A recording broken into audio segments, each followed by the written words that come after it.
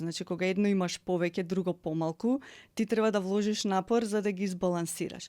Многу е подобро кога се користи терминот хармонија, односно кога ти чувствуваш хармонија, љубовни проблеми. И сега ти ако им речеш, чудо големо, ти нема да се омажиш, ожени со овој човек, дали сте го пуштиле детето да оди во автобус? Дали детето знае како се плаќа во автобус, колку чини автобуска карта? Меѓутоа, ние на некој начин како да не им дозволуваме или не сакаме нашите деца да ја доживеат тагата како емоција. Вики, како си? Уф. Многу едноставно, многу тешко прашање. Ќе ти одговорам, па јас ќе те прашам нешто. Во моментов сум возбудена дека сум тука прв пат на подкаст со тебе. Се среќаваме после неколку можности за закажување, презакажување. Од друга страна сум многу уморна, бидејќи имавме тежок период, мислам напорен период на училиште, каде што работам. Меѓутоа, така сум исполнета и среќна, така да многу емоции во едно. Да. А моето прашање до тебе е како дојде на идејата да ги прашуваш гостите со како си и која е позадината на ова прашање? Да, па кога почнавме, кога дојде идејата за самиот подкаст, големо, нели, едно од големите прашања беше како ќе наречеме подкаст. И после неколку дена, недели, што мислиме за ова, и се додека мене, не знам, дома кога бев еден ден, вика, зошто да не како си?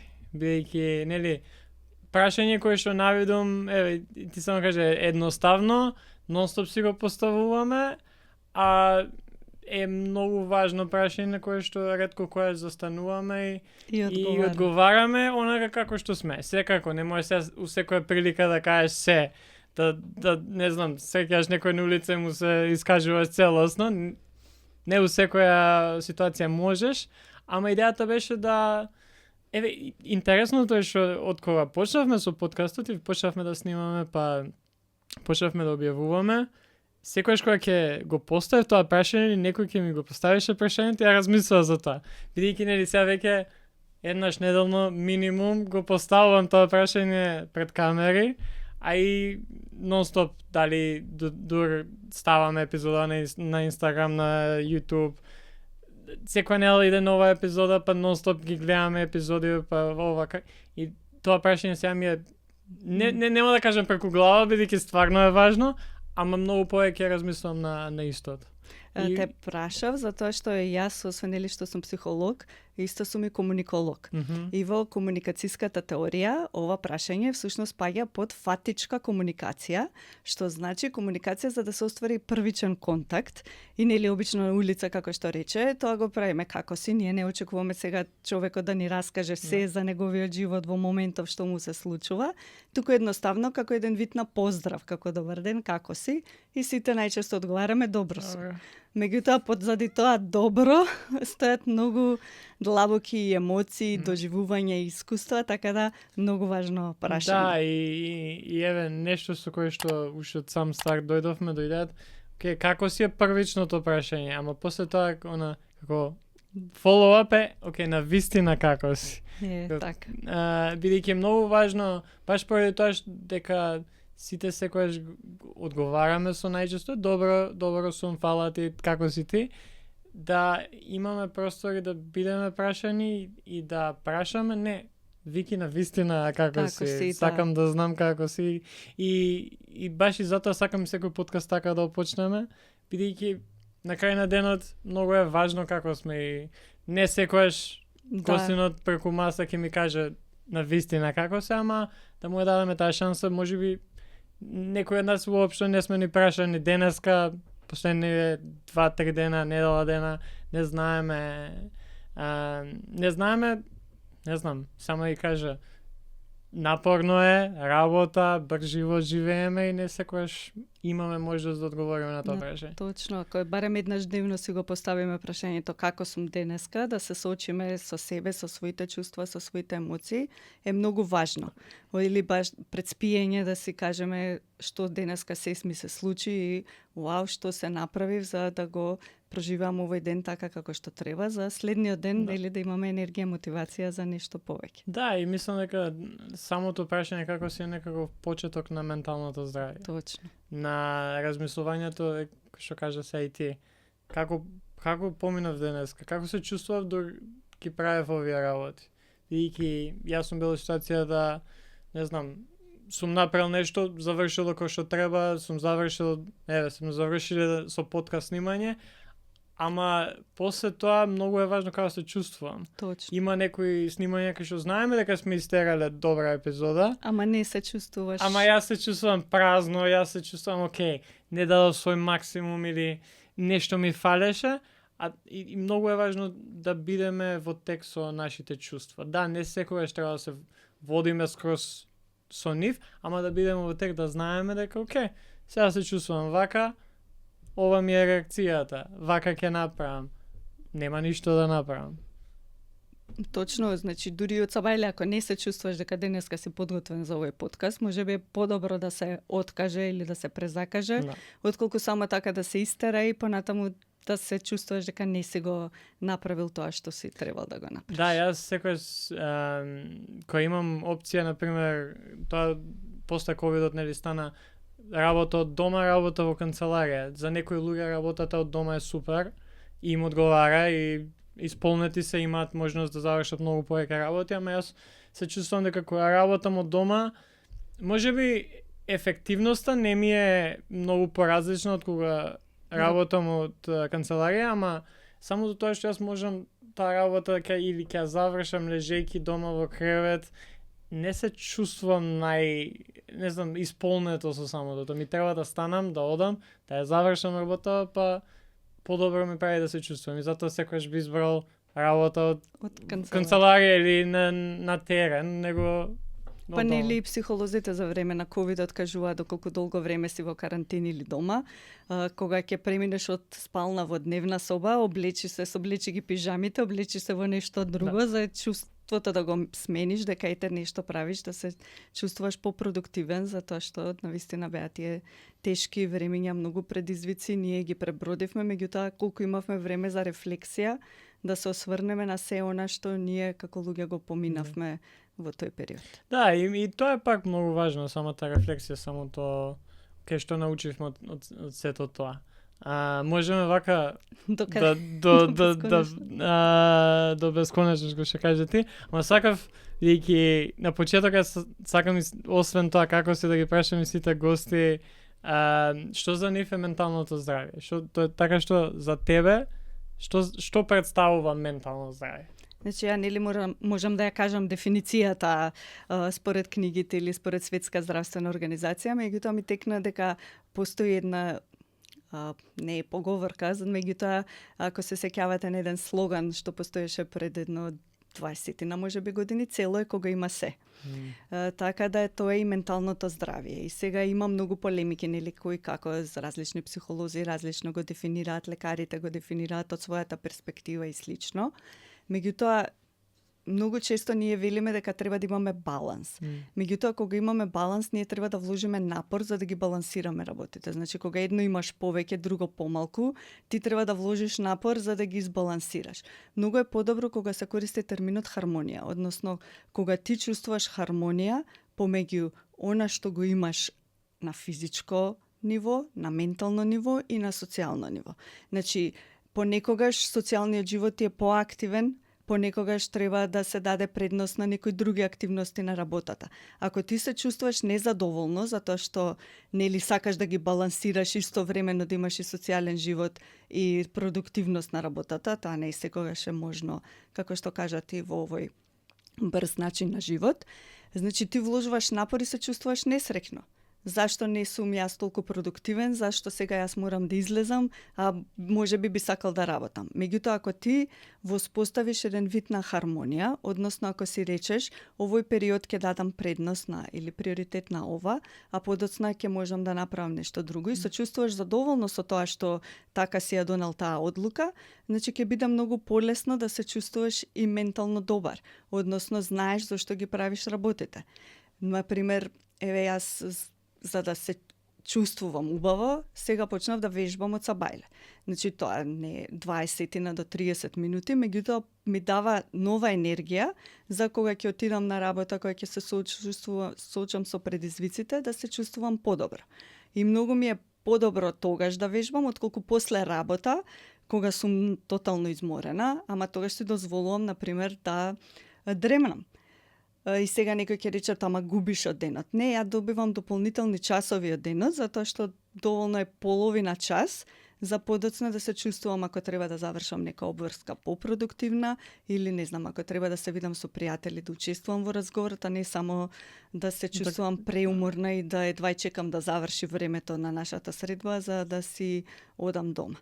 Така да секој човек сам за себе треба да види што е тоа што го прави да се чувствува ментално здрав или како што кажа професорката Ана Фрицхан, ментално фит, односно што е она кое што можеш ти да си го дозволиш сам на себе.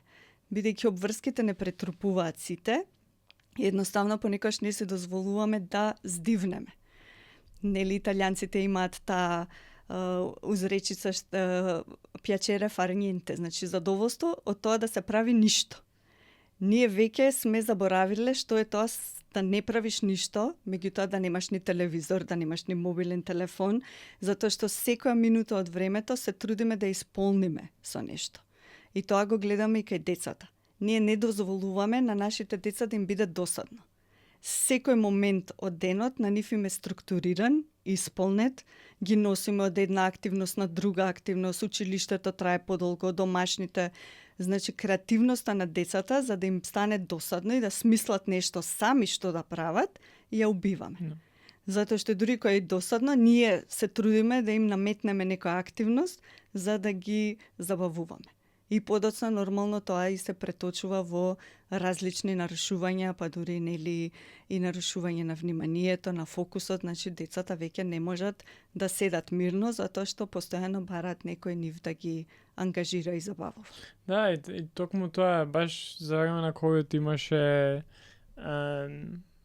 па дали истражување или голем дел од, например, не знам, ремек дела кои што се направени или напишани се напишани за време на периоди на досада буквално. Имаме луѓе кои што биле во затвор и имаат напишано такви ремек дела да си као чекај од каде. Не, едноставно доаѓа од досада.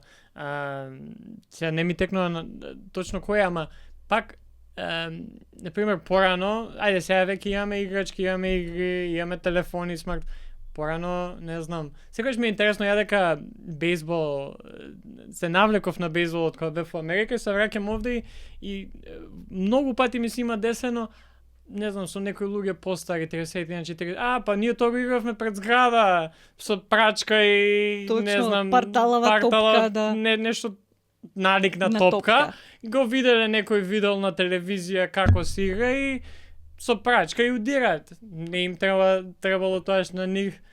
Па немаме сега палка, немаме ова. Туку измисли истото и со другите спортови. Ние кога сме играле деца, си ставиш, не знам, 2 ранци голови ќе направиш и ќе играш фудбал. Точно. Ама многу е важно таа досада да мене ја го велам ова, мене ми е многу тешко на пример и кога пешачам да немам ништо во слушалки да слушам, бидејќи едно, имам чувство да губам време, а второ, многу ми е странно тоа чувство да немам никаков инпут и само одам и сам сум со своите мисли. Значи најтешко е тоа, да бидеш сам со своите мисли, да се соочиш сам со себе. И јас имам нели на многу вебинари, имаше еден вебинар кој што велат, ама зошто ние се викаме human beings, човечки суштества, значи ние треба да суштествуваме, да бидеме, а не вика ние сме се претвориле во human doings. Цело време, значи само бараме нешто што да правиме и ако не правиме, тоа чувство на вина, дека го губиш времето, дека не си го исполнил времето, а всушност времето постои. И ние треба да бидеме во времето и да се соочиме со себе и со своите мисли и со своите емоции, за да можеме нели подобро да си ги исполниме нашите денови и да се чувствуваме задоволни и среќно.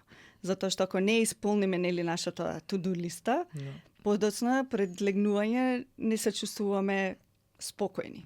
Па не можеш да заспиеш, па мислиш чекај утре да не заборавам ова, да не заборавам она, а не сме благодарни за тоа што сме го направиле, туку секогаш мислиме на тоа што не сме го направиле.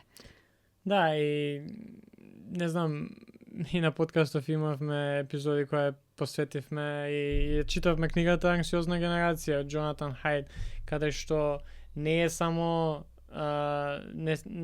се ова не се случува туку така.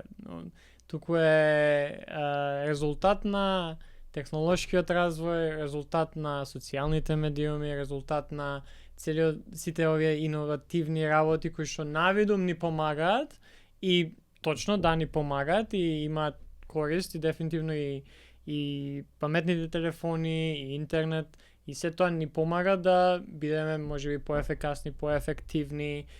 Ни одмара и не знаеме се веќе како да читаме на мапа, на физичка мапа или како да се снајдеме на табла која ќе те извади професор да кај е, не знам, некоја држава од Африка да ја најдеш. Може нема да ја најдат сега деца кои што можат на Google Maps ја бараат, пишуваат таа држава и им излегува. Ама ни помагаат. Сега, колку ни помагаат, толку и ни одмагаат. Во смисла, треба да научиме како да ги користиме, нели? Секоја генерација има нешто што се случило и што им го менува начинот на живот. Меѓутоа, тоа го менува начинот и на општественото уредување и на се што го носи тоа со сите последици што треба да ги имаме, нели? Кога првпат се појавило радиото, тоа било сметано за нешто што сега ќе направи такава штета на општеството, па после телевизијата исто така. Значи секој појавување на сите медиуми од комуникацијски аспект најпрво се гледало како нешто лошо, дека ќе им наштети на идните генерации, ќе направи тие помалку после да мислат, да бидат помалку интелигентни, да бидат повеќе зависни од нив, па така и сега нели со социјалните медиуми. Да, меѓутоа тоа се промени кои што се неопходни и неминовни. И тие не се остваруваат преку ноќ, меѓутоа треба да бидеме подготвени. Не можеме да мислиме само за тоа што новиве деца се израснати со мобилен во рака, дека тие се попаметни и дека знаат како да ги користат паметно. Напротив, многу често гледаме дека не знаат да ги користат паметно. Значи, од една страна се тотално зависни од мобилните телефони, дури за колку е часот. Од друга страна, ние гледаме дека имаме ученици во 3-та и 4-та година на училиште кои што не знаат да гледаат на обичен аналоген часовник. Значи, ќе не прашаат уште колку има до крај на часот и часовникот е пред нив. И ја првиот пат кој им реков, види. И тој ме гледа, да, ама кажете ми, ја тогаш сватив дека всушност тој не знае колку е часовникот, затоа што нема часовник, нема мобилен и не може да се снајде. Така да ние треба да ги учиме децата и како да ги користат и мобилните телефони, и социјалните медиуми, и вештачката интелигенција, и ChatGPT. Значи сите ги користиме, меѓутоа да ги користиме паметно да работат за нас, а не против нас, односно за плагиаризам, целосно да напишат се што ние некојаш сме сакале да напишеме, меѓутоа можеш да побараш помош, да ти даде одредена структура на нешто што сакаш да го напишеш. Ако си во брзање и сакаш мејл да напишеш, ти ако му ги дадеш основните работи, тој ќе го напише многу побаво од тебе, точно. Меѓутоа да не бидеш целосно зависен од сите овие нови технологии. Па успремање на епизодиве секојаш ми е интересно, например, што ChatGPT би прашал некој кој што е наставник по психологија во средно училиште. И сега јас нема да земам целото и сега јас тебе ќе те прашувам како што ми кажува ChatGPT, ама ќе ти даде идеја, ќе ми даде дали идеја, дали инспирација, ама и ќе ми даде некој увид, можеби нешто ја ќе заборавам. Не знам дека порано, барем ја кога бев во средно и па и на факултет, нели, поготово средно и основно, книги имаме за читање и кој ги чита книгите, супер, ќе може да напише, да ја раскаже, да ја прераскаже книгата, ама голем дел од мои соученици, па и јас некојаш, ајде, Spark Notes, дај да видим. А сега, например, ако напишеш на ChatGPT, тоа многу побрзо ќе направи. Дали е добро? Не е, бидејќи, мислам, и е и не е. Има работи за кои што ни треба.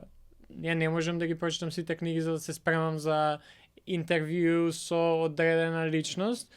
и ќе ми помогне побрзо да, ама ако јас треба да прочитам некоја книга која што е доста важна, не можем ја да зборам за анксиозна генерација да не сум ја прочитал. Точно. Може да употребам ChatGPT, ама на крај на денот пак доаѓаме на тоа, јас самиот нема се чувствувам убаво ако знам дека си искористил некој пократок Да. пат.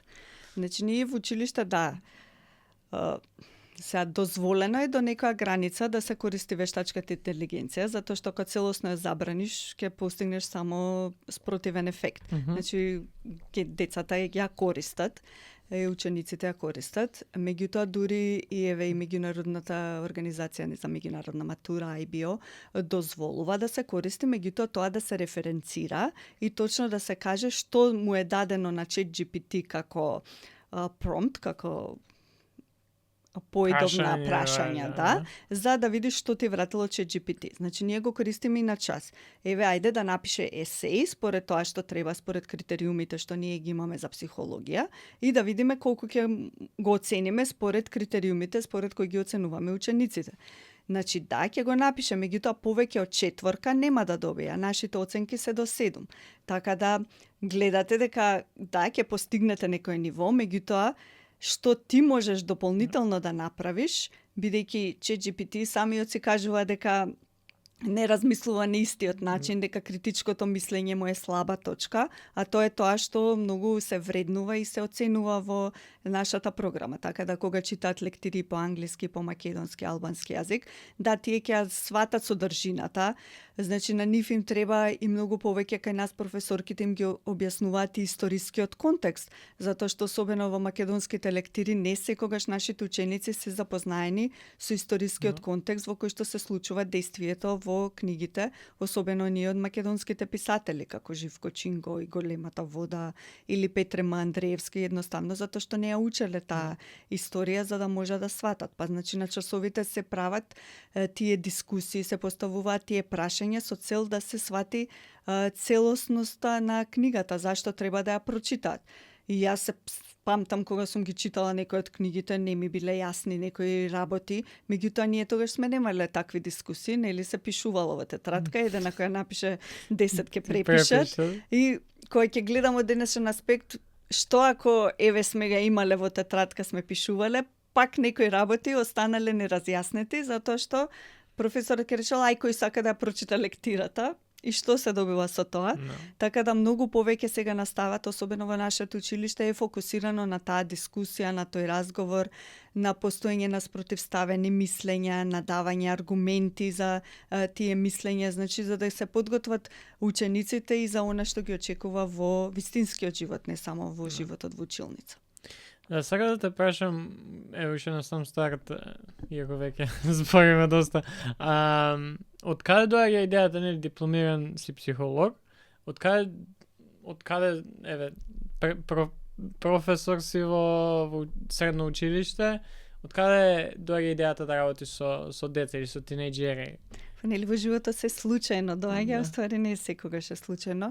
Значи, јас завршив психологија, меѓутоа работев на многу други работни места, особено во невладиниот сектор, беше поврзано со образованието, со државните училишта, меѓутоа никогаш не работев конкретно со ученици. Може би на почетокот имаше еден проект на УНИЦЕФ, кога имавме бегалци од Косово за време на бегалската криза. И тој проект всушност беше работа со мајките кои што не зборуваа македонски јазик, а нивните деца подсетуваа настава на македонски јазик. Значи, обично тоа беа или албанци или роми кои што беа дојдени од Косово и беа во бегалски камп и ние одевме кај нив во бегалскиот камп и ги учевме мајките како да читаат и пишуваат македонски за да може да им помогнат на децата да пишуваат домашна кога ќе се вратат.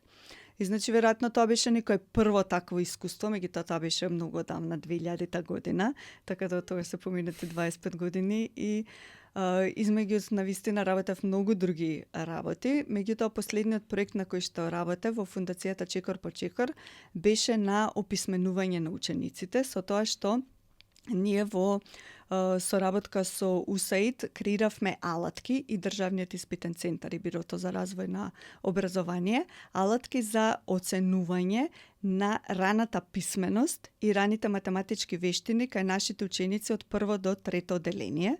И во 2016 година направивме една национална студија каде што беа опфатени 8000 ученици од 1 до 3 одделение и резултатите за жал беа поразителни. Значи, нашите деца на крај од 3 одделение не знаат да читаат со разбирање.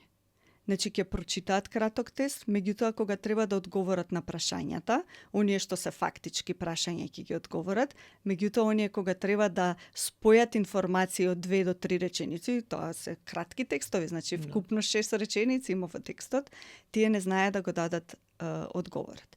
Значи, тогаш соработувавме со министерства, со различни министри како што се менуваат, за нешто да се направи, за да се подобрат овие вештини кај учениците, да се подобрат вештините исто така не само со собирање, него да ги разбираат текстуалните задачи. И се направија некои промени во образовниот систем, меѓутоа, нели, со секое менување на власта, кај нас се менуваат работите, не остануваат, одржливоста не ни е силна страна. Меѓутоа, ете, тогаш многу работев со наставници, со психолози, со педагози и по завршувањето на тој проект, значи, дојде некако случајно понудата за работа во Нова и тоа како learning specialist, односно за дополнителна поддршка на учениците. И во тоа време, кога јас почнав со работа, значи следниот ден професорката по психологија даде отказ, па така да тоа беше моја шанса да почнам да предавам психологија. Да. Како изгледа евен твој ден во Нова како професор по психологија, работа со тинејџери од почеток до крај? Значи, јас предавам во 3-та и во 4-та година, предавам психологија, така да оваа година предавав само во 4-та. И обично ќе реча дека е тешка работата со тинејџери, меѓутоа јас не сум осетила ниту една потешкотија. Зошто? Затоа што веќе се големи, размислуваат. Мене сега би ми било многу потешко да работам со мали деца. Значи, пред се имаме отворен и однос базиран на разбирање и на многу комуникација. Значи, со нив, со тинејџерите, ке речат родителите е тешко да се излезе на крај. Меѓутоа, нивните приказни се дека со родителите е тешко да се излезе на крај. Едноставно, ако им придеш пријателски, меѓутоа со авторитет. Треба да се знае кој е возрастниот. Не може децата да бидат тие кои што ќе командуваат, ниту во семејството, ниту во училницата. Значи, одлуките се донесуваат од страна на возрастниот, меѓутоа секогаш во соработка со нив. Значи, ќе речете, нели, како си, ја ќе ги прашам секое утро како сте. Единствените зборови, придавки што ги користат, под многу стрес и уморни. Викам, добро, може да кажете некогаш нешто поинакво, знаеме дека сте уморни под стрес. Меѓутоа, треба и други да им дадете место и на другите емоции да си дојдат до израз. Меѓутоа и тие често, кои ќе слушнат секој ден дека ги прашуваш како си, после одредено време тие се навикнуваат и тие прашуваат како сме ние професорите. И сега исто така, да, ние сме возрастните, нели, секогаш тука треба да сме за нив, да бидеме посветени, да бидеме весели, насмеани, меѓутоа, нели, ние сме човечки суштества и ние имаме своји проблеми и колку и да се трудиме да ги оставиме пред да влеземе во училница, значи децата се како да имаат радари, веднаш регистрираат доколку осета дека нешто не е како што треба и во нашиот живот и знаат веднаш да прашат, знаат да ја дадат таа поддршка, таа емпатија. Меѓутоа се разбира, тоа го учат и од нас. Колку сме ние поемпатични со нив, колку можеме да им излеземе пресред, да ги разбереме тие нивни големи емоции, затоа што тие се соочуваат не само нели со училиштето, со социјален живот, со отфрлање од страна на врсниците, љубовни проблеми. И сега ти ако им речеш, чудо големо, ти нема да се омажиш, ожени со овој човек, знаеш уште колку ќе имаш љубовни врски, па вака така, ќе ги изгубиш. Значи, треба да ги сослушаш и кога ги сослушуваш со отворено срце, децата сами се си раскажуваат. Значи па почнуваат да раскажуваат и за проблемите дома, за недоразбирањата со родителите, зошто ќе треснат со вратата, па после родителите ќе дојдат на родителска средба, па тие ќе ни ги раскажат проблемите од нивен аспект, така да нема досадни моменти со тинејџерите. Сега од оваа година, од февруари, добив дополнителна улога, каде што сум координатор за диплома програмата што имаме во Нова. Така да сега имам, да речеме, пристап до сите ученици, до цела генерација. Не само на тие на кои што им предавам психологија, што ја избрале психологијата, него и на другите деца. И сега има точно 3,5 недели на испити, што значи тоа се обемни испити, по неколку испити. Некои ученици има по 6 часа испит во текот на еден ден, каде што од нив кои што се зависни од мобилни телефони, социјални медиуми, да пишуваат со рака 6 сати. Значи, ние веќе што сме возрастните, што се трудиме да кажеме колку сме паметни и способни, не можеме 6 сати да пишуваме со пенкало, камоли овие деца. Значи, покажуваат голема психолошка отпорност, без проблем, значи без жалење, без плачење ги поминаат тие испити. Меѓутоа, јас како психолог и од таа страна се трудев да им дадам поддршка, да ги советувам, да бидам тука со нив, кога ќе им се плаче да плачат, да ги гушнам кога ќе им требат прегратка, така да тие се тие работи што го прават денот да биде интересен и убав со нив. Кој е според тебе и твоето искуство во работата со нив? Кои се некои од најчестите предизвици кои што денешниот тинејџери се соочуваат? Значи, најчесто се родителите. Најчесто се чувствуваат неразбрани или чувствуваат дека родителите не се доволно присутни во нивниот живот. Им недостасува таа комуникација, затоа што прашањата на родителите најчесто се како се помина на училиште, исто како си, добро.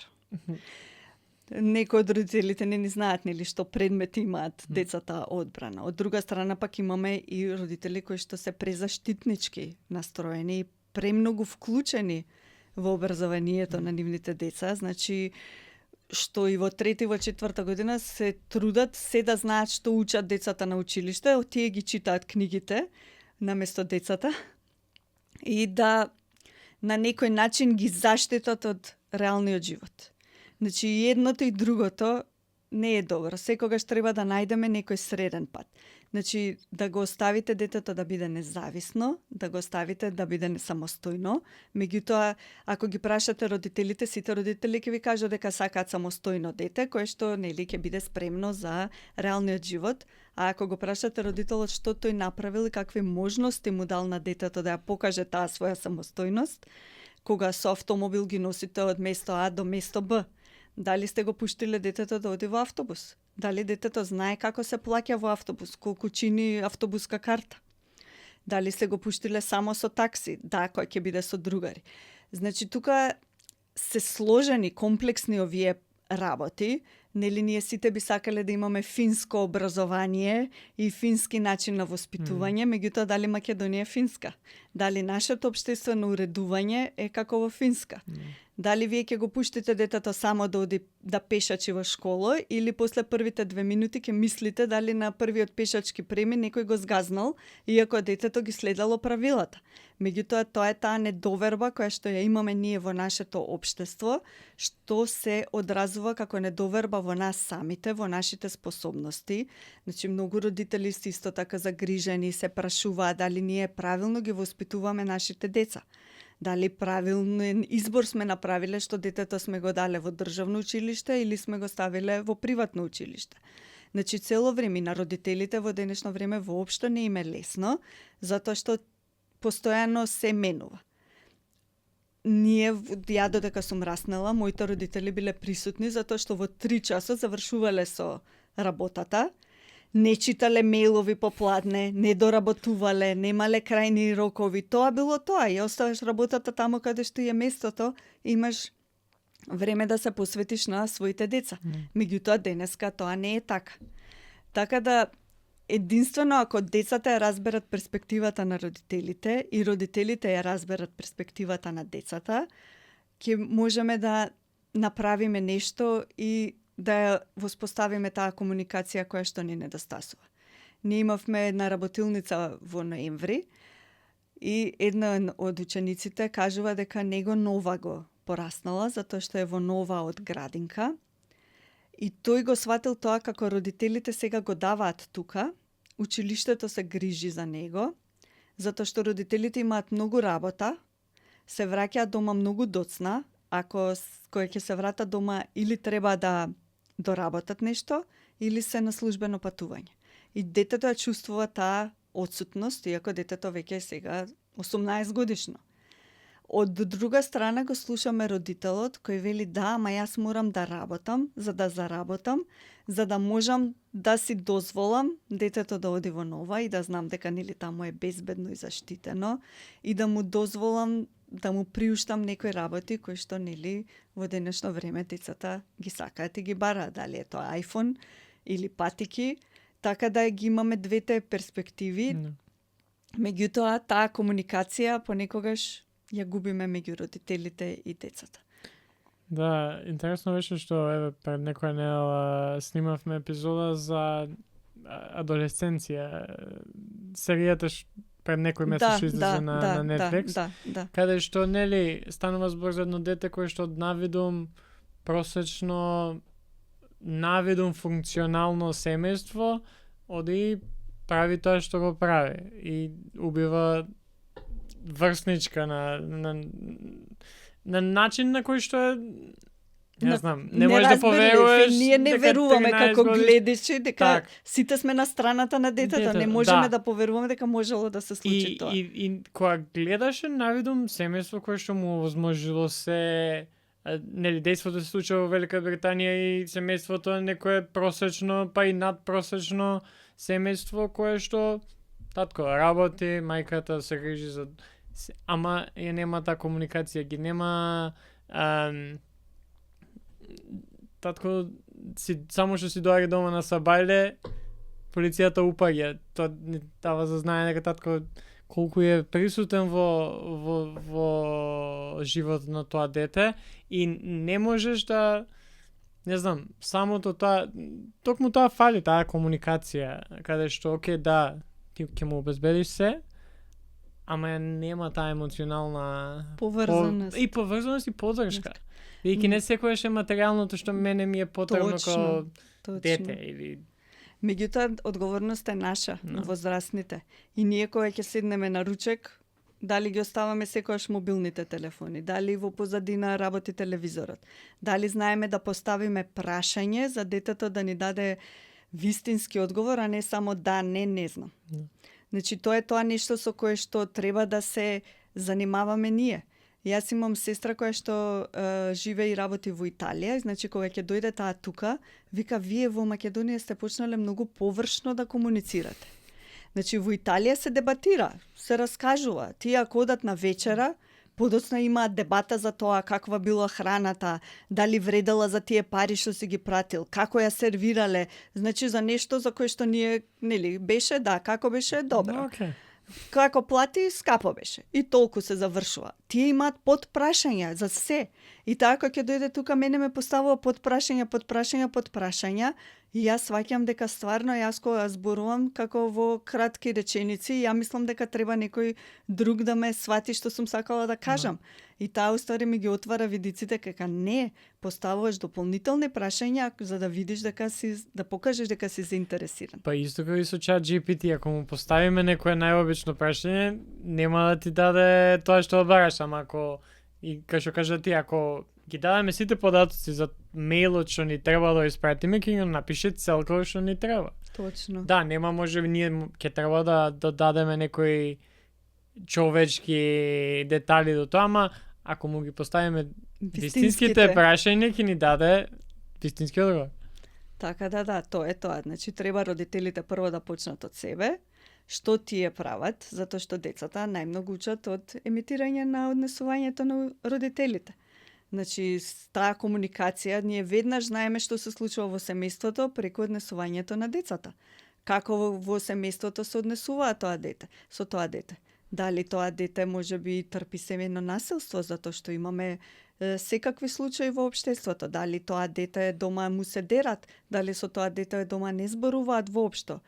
Така да тие работи што се случуваат во семејството, подоцна ние ги гледаме и во училишната динамика. Да. Како младите и тинејџери зборуваат за менталното здравје во разговори со тебе, во разговори со училиште, бидејќи, нели, некојаш сме имале овде и на подкастов средношколци и сега многу е поразлично пред камера ќе донесеме и ќе збориме, ама еве твое видување, како тие зборуваат меѓу себе, па и со тебе за менталното здравје? Значи, од една страна многу сум среќна што тие се многу поотворени и многу се самокритични и точно знаат да кажат што е тоа што им недостасува или што е тоа што им треба. Например, ја кога сум растела да зборуваш за менталното здравје, прво никој не ти ни прашувал дали си ти среќен, како се чувствуваш, што ти треба како емотивна поддршка. Значи сето тоа ние сме го потиснувале како емоција, меѓутоа во денешно време тие се многу поотворени. Меѓутоа тоа си носи некои своји ризици, затоа што, например, ние сега многу често користиме некој речник кој што не секогаш точно ја отсликува моменталната ситуација. Значи, многу често ние ќе кажеме дека сме анксиозни, а не дека сме загрижени за нешто. Или дека сме депресивни, а не дека сме тажни. Значи, веднаш како да лепиме етикети, иако да се биде тажен е дел од човековото постоење. Не можеш ти цело време да бидеш радосен, да бидеш среќен. Значи, и тагата е една од основните човечки емоции, меѓутоа ние на некој начин како да не им дозволуваме или не сакаме нашите деца да ја доживеат тагата како емоција. Да, кога ќе умре милениче, може би тогаш нели е дозволено да се почувствува тага, меѓутоа некогаш може да се почувствуваме тажни без некоја особена причина. Така да од тој аспект, значи, се поотворени, меѓутоа исто така е лошо што понекогаш учат од TikTok. И тоа им е нивната референтна точка за како треба да се чувствуваат. Значи, ние во психологија за се што учиме, за сите теории, за сите концепти, сето тоа е емпириски поддржано од различни истражувања и на нив им бараат, нели, тоа и на испит да го покажат дека може да се повикаат на одредено истражување.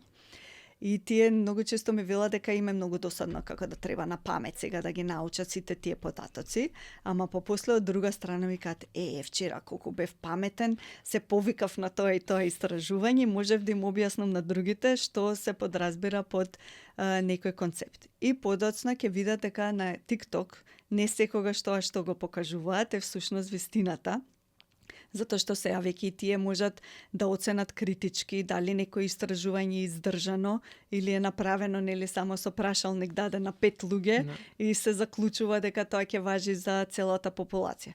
Значи цело време е таа некоја, да речеме, борба што ја имаме за како да научат правилно да ги разликуваат информациите кои што се научно издржани од оние информации кои што само се пласираат на социјалните медиуми за да се привлече публика, за да се добијат лајкови.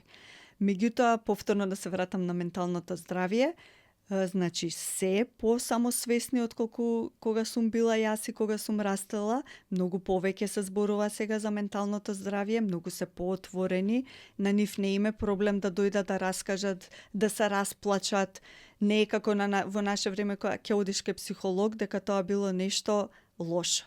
Напротив, кога тие чувствуваат потреба дека имаат, дека треба да разговарат со некого, тие си го искористуваат тоа право и одат и разговараат. Да, сега да те прашам и каква е, например, улогата на самото училиште да поттекне и да ги поддржа студентите кои се борат со одредени работи во еден образовен систем. Значи, нашето училиште на вистина работи цело време за подобрување на тој систем на поддршка и на заштита на младите. Така да ние имаме неколку инстанци, например, зборувавме и претходно дека имаме ние counselors или советници кои што се за социоемоционалното здравје на младите, меѓутоа имаме и академски советници кои што ги советуваат во однос нели на нивната следна кариера, идна кариера или она што ги очекува во животот.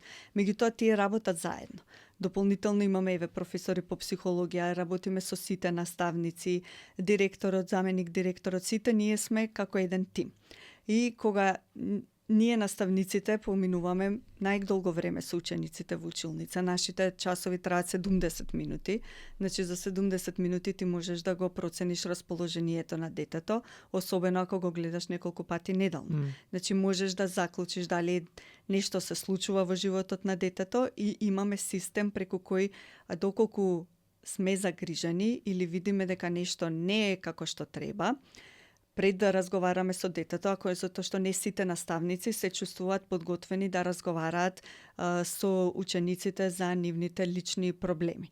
Значи, некои сметаат дека ги немаат тие вештини, па заради тоа ние имаме и систем на упатување. Доколку сметаме дека нешто на вистина треба веднаш да се реагира, постои една платформа во која што само пишуваме за кое дете се работи и веднаш добиваат порака и да речеме училишниот психолог или канцелар и директорот, така да тие веднаш можат да преминат, да кажам, во акција, односно да видат за што станува збор. Дополнително имаме и други помали нивоа на кои што ние можеме да преземеме акција, односно ако видиме дека нешто се случува, да го патиме детето на дополнителна поддршка доколку му треба во учењето, или пак да пријавиме дека треба можеби да се организира средба со родителите за да се запознаеме дополнително што се случува во семејството.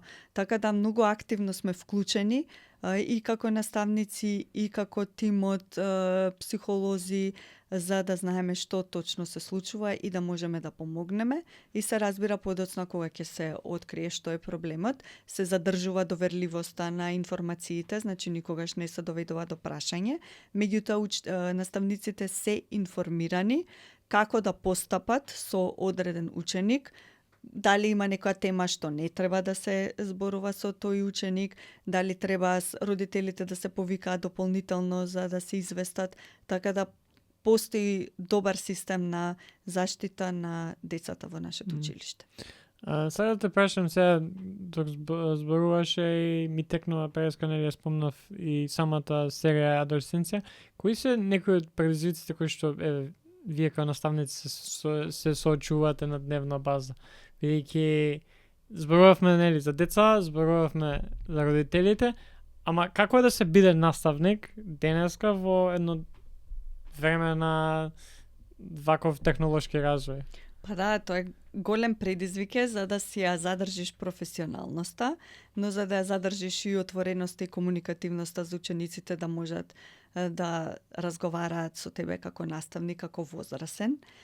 Така да постојано треба да се бара некоја средина помеѓу родителите и учениците. Значи ние се трудиме да ја чуеме приказната и од двете страни пред да донесеме било каков заклучок. Дополнително ние меѓу себе разговараме, не знам, 80% од времето го поминуваме кога разговараме за учениците.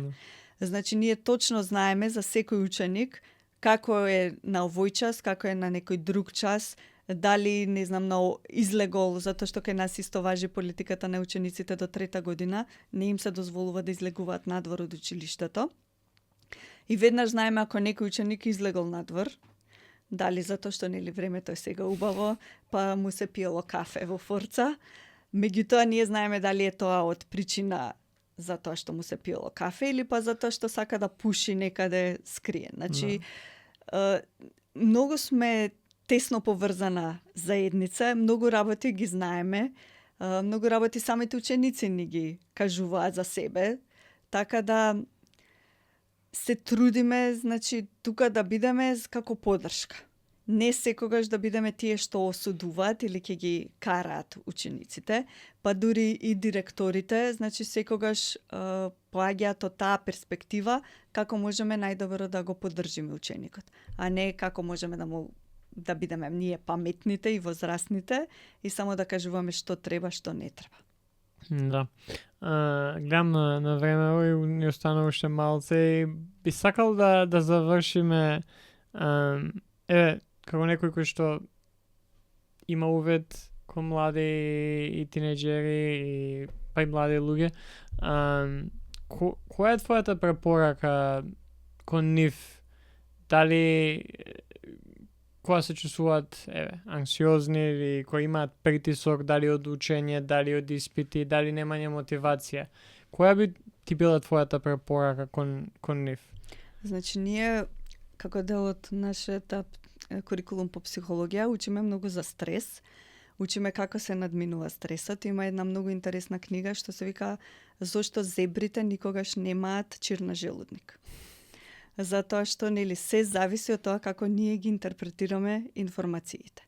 Значи, ние сме животни, реагираме физиолошки исто како што реагира зебрата кога ќе види лав, значи таа се бори за живот. И нашето тело исто реагира на стрес, меѓутоа за нас, за жал, стрес, иако е црвено светло на семафори, кај нас е истиот стрес, како да некој не брка, мечка да не брка и ние се бориме за живот. Меѓутоа, како ние ги интерпретираме тие стресни настани, многу влие на тоа како ќе реагираме.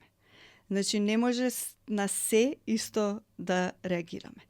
Така да ние го учиме тоа како да се опуштиме, значи постојат безброј техники на дишење кои што може да ни дозволат да се опуштиме. Постои медитација. Сега на адолесценти кои ќе им кажете медитација и дишење, нели прво тоа за нив се глупости. Меѓутоа, кога ќе ги збориме тие работи постојано и тие на некој подсвесно ниво им влегуваат, и сега, например, пред испити ќе ми кажат многу е добро што почнав да се легнувам пред полноќ. Или што почнав 15 минути пред да се легнам да не го гледам телефонот. Или слушам медитација или не знам опуштувачка музика ми помага да заспиам. Така да иако мислиме дека не допираме до младите, значи ако не е тоа со закани, ако ги повторуваме доволно работите, затоа што тие ќе ме прашаат мене, што правите вие да не сте под стрес? Ја ќе им кажам некогаш успевам, некогаш не успевам, и значи тие сваќаат дека јас сум со нив искрена и автентична и подоцна ги прифаќаат моите препораки и ја им викам пробајте. Ништо не ве чини да пробате. Значи, од Сабајле, која ви е првата мисла која ќе станете? Леле, пак школа, кој ќе издржи волку часа. Викам, зашто не речете, што убаво, денеска ќе идам на училиште, ќе си се сретнам со другарите, ќе ми биде убава. Кој зборува така? Викам, ама пробајте, една недела пробајте така да си се мотивирате кога ќе станете, да видите дали нешто ќе се промени. И сега, дури ние сме имали како проекти, да речеме, со експериментирање сам со себе, каде што го мерат расположението и си прават некоја таква мотивацијска мисла, си ја повторуваат како мантра и ќе видат дека навистина понекогаш делува. Исто така имавме еден експеримент, значи тој експеримент се вика Fake it till you make it. Експериментот е, ако ставиш молив во устата и нели тоа те прави како да си насмеан. И после одредено време, ако се смееш, мозокот стварно почнува да ги лачи тие невротрансмитери и да се чувствуваш посреќен. А другата група става тука моливот меѓу носот и устото и тогаш си како намрштен. И стварно, ако почнеш вака да се мрштиш, се ќе наоѓаш во текот на денот нешто за кое што ќе се мрштиш. Така да се трудиме, значи, со различни трикови, со различни финти, со длабоки дискусии, понекогаш, нели, дебатирање зашто нешто функционира или не функционира, меѓутоа се трудиме да им дадеме совети, дека во животот, нели, има тешки моменти, има убави моменти, да се радуваат на тоа кога се среќни, меѓутоа и да ги проживеат и најсилните емоции кога се тажни, затоа што нели се сочувавме и со загуби на членови од семејството, значи самото, не знам, некои деца се селат од една држава во друга држава, за нив и тоа е голема загуба, си ги загубиле другарчињата кои што ги имале до сега. Значи да ги проживеат сите емоции на автентично ниво, за да можат после да си најдат радости во новиот живот. Јас само за ова, за fake it till you make it, еден од најдобрите совети кои што ја го имам добиено во процесот на тренирање за истрчување на маратон од 42 км, беше токму тоа да се смеам док трчам и дека подобро ќе ми биде и дека полесно ќе се чувствувам и ќе можам да завршам самиот маратон. Не може тоа да функционира за за се, ама дефинитивно да. има функционира бидејќи ако нашиот мозок можеме да манипулираме со него. Точно. Единствено нешто што контролираме се нашите мисли, а нашите мисли го обликуваат нашиот мозок. А при трчањето и при смењето нели се ослободуваат ендорфините. Да. Ендорфинот е природниот морфиум на организмот, што значи ги намалува природно болките што би ги чувствувал при трчање на маратон. И сме виделе како луѓето и невропластичноста на мозокот предизвикуваат чуда. Како од луѓе од количка успеваат после да трчат маратон и ќе речете немале ни операција, ни ништо, едноставно со тренинг, со визуализација дошле до тоа да го направат невозможното возможно. Да. За крај, како нели почнавме, како со секој гостин завршуваме како и со сите, што би сакала да ги прашаш оние што не слушаат сега? Како сте? Дали после оваа емисија се чувствувате барем малку подобро? Ако се чувствувате малку подобро, повесело, поинтересно, сте научиле нешто, сте споделиле, сте валидирале некое нешто што сте го знаеле, тогаш сме постигнале целта. Јас се чувствувам подобро од кога дојдов.